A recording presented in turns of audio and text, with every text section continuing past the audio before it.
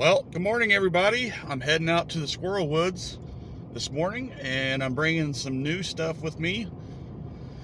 I got asked to review an item, and I have been playing with it for the past week, and I brought it with me today to test it out on one of my new 1022 builds. So I brought my 22 LR rifle using some Winchester 36 grain hollow point bulk ammo. Shoots really good at close range, just a good enough for squirrels, obviously. And the bullet itself expands really well.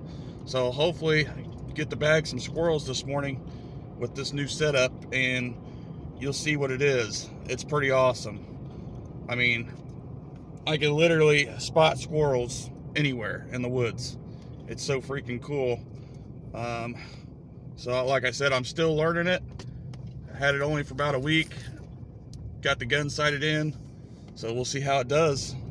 I'm getting ready to pull in his driveway here in a minute or so, and I'll show you what I'm using. Well, here it is, my Ruger 1022 build. I wouldn't say Ruger, just a 1022 build that I put together the other day. Shooting some Winchester, and you can see what I got on top of it there. DNT optics. It is a thermal, daylight, and night vision optic. It's pretty freaking cool. And just to go over the build here, this is a Hogue stock BX trigger, tandem cross bolt, charging handle, Ruger 20-inch hammer forged barrel that I got off Midway USA. They had them on sale. Somebody told me about that on the Ruger 1022 page, so I had to jump on that deal. That's a good deal, especially with the way my competition rifle shoots. Couldn't pass that up. So now, see if I can get out there and get some squirrels with it. As soon as I pulled in, I literally heard them barking. And they're out there moving from tree to tree. So let me get in the woods here. I just sprayed myself with some bug spray. So we'll see what happens.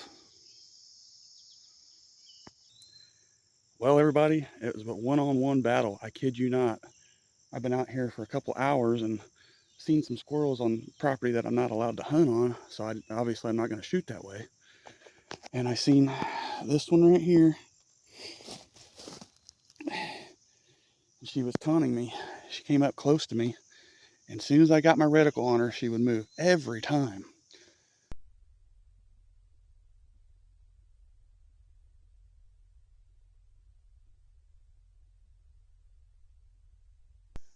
So I walked over here where she was moving around. She stayed still. I stalked her, sat for about 30 minutes. She finally budged and just started going around a couple of these trees.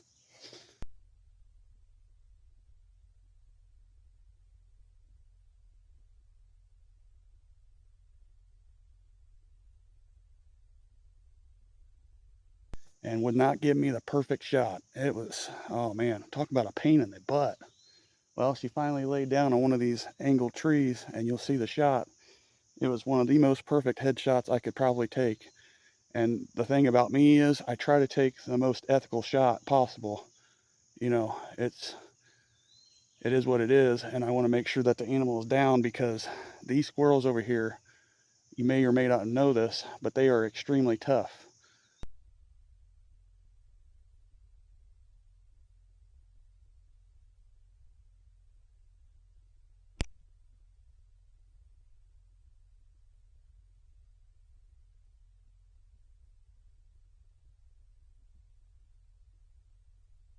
I've had, several experiences. Excuse me, I can't talk. I'm sweating and out of breath from chasing a squirrel. Several experiences over here on this property, and these squirrels are just unbelievable on how freaking tough they are. Shooting them in the head multiple times with pellets. Body shots does not kill them with certain ammunition, whether it's pellets, bullets, or whatever. They want to take off and run, and luckily I ran over to this one because I knew I hit it in the head, but that doesn't mean anything anymore over here.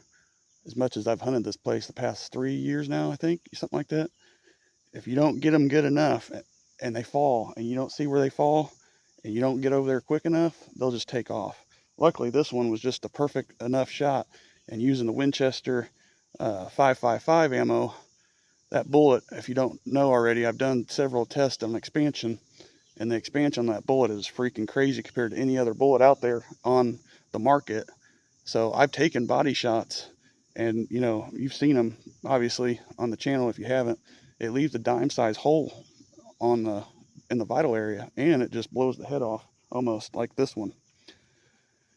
So my time is up here. Unfortunately, I only got one so far, but if I see anything as I'm walking out, I'll definitely take a shot. And of course, as I'm filming, they're over there jumping the trees and stuff. But anyway, I'll keep you updated. If not, all right. I just pulled the squirrel out of the pickle juice. It is so tender. Holy cow. I could rip it with my fingers. This is after 3 days. So I put it in there Sunday afternoon, Monday, Tuesday, and today's Wednesday night. Look at that. God. Now I'm going to batter it up. This is what I'm using to fry the squirrel right here. That's some good stuff. Wait for it to melt and get nice and hot. And then we're going to batter it with this stuff. Kentucky Colonel seasoned flour. And I'm going to follow the pan fry instructions here. So I got to get the pan about ½ inch of oil and about 350, and then I'm going to dip the squirrel in some milk, coat it, and then shake it off and drop it in.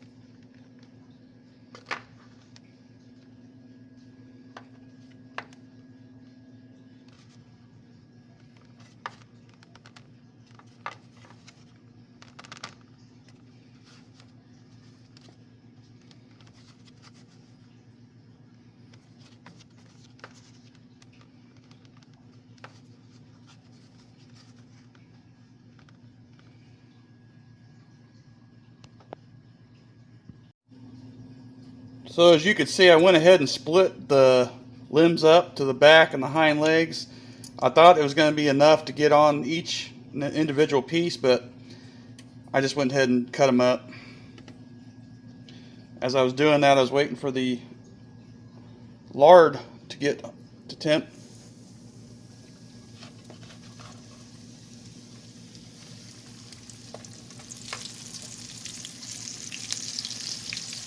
Ooh, yeah.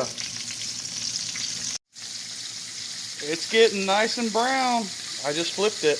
I actually cut the back piece in two because it was arching up and sticking out of the grease. So it wasn't getting a good, nice, even cook. So I'll be pulling them out here in a few minutes.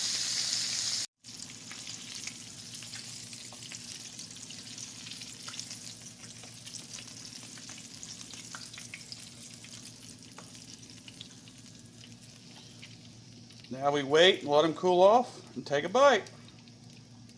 It's going. Okay, so I just pulled them out of the pan. I let them cool off for a little bit, so I'm going to go over what I did real quick. I soaked them in some sweet heat pickle juice for about 3 days. The hind legs and the back of that one squirrel that gave me the fits that I fought. And I didn't cook anything with it because it's too hot in the house right now to actually be cooking. It's so hot in the Midwest. It's in the upper 90s and really humid outside. But anyways, I let it cool down outside and I finally started cooking. And I used about ½ bag of Kentucky Colonel flour mix, seasoned flour. And to fry it, I used about ½ pound of lard. So, let's take a bite. And it was so tender, if you remember, me pulling it out of the bag. So here we go, first bite.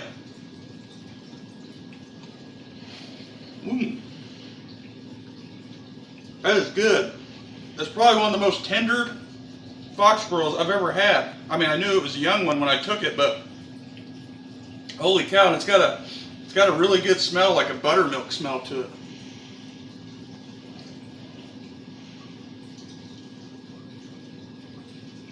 Oh man, that is so good. Not even kidding here, I'm making a mess. That added some really good flavor to it. Holy cow. A lot of chicken places do that. They soak their chicken in pickle juice. I think Chick-fil-A is one of them.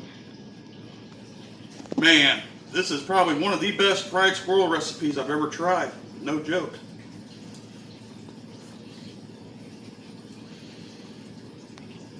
Man, it's so hot, but it's so good at the same time. Man, I'm making a mess over here with stuff in my face. But anyways, guys, I hope you try this recipe. Again, one of the best fried recipes I've ever tried. It is so good, so tender. The only problem is it's just so hot outside to even be frying food up in the house, if you know what I mean. So anyways, thanks for watching, and I hope you got something from this video. See you on the next one.